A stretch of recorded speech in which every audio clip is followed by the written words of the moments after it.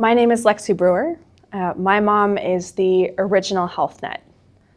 If you've seen Parks and Recreation, Chris Traeger on that show is pretty much my mom. Growing up, white bread was the ultimate evil. Any sniffle was treated with the largest garlic pill you've ever seen.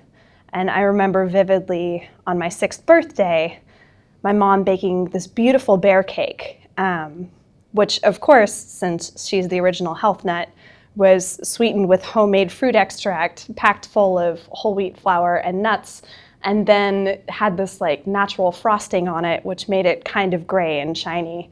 And all of the kids at the birthday party refused to eat it, and I was mortified.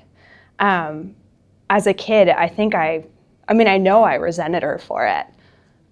Anytime I would go to a friend's house, I would stuff my pockets full of candy. But I've realized that her obsession with health was to shield me from what it's like to be a trailer kid, because when she grew up, there was no healthy food. There was no option. It was whatever her parents could pick up from the food banks, and her mom, with 5 kids living in double wide, didn't have time to cook. My mom grew up in St. Helens, Oregon. It's on the Columbia River. Used to be a mill town. They shut down the mills and pretty much everyone's jobs in the past 10 years. Everyone should have the opportunity to grow up healthy. It shouldn't have to matter how much food you have or where you live. I grew up, every time I would go to grandma's, my cousins and I would each pick one of the like rusted out trailers in the yard, and that'd be like our own little kingdom. But my mom was horrified when she found this out, because there were so many like toxins and mold and things in there that we were exposed to all the time. And I could leave and come back to a comfortable middle class life, but my cousins couldn't.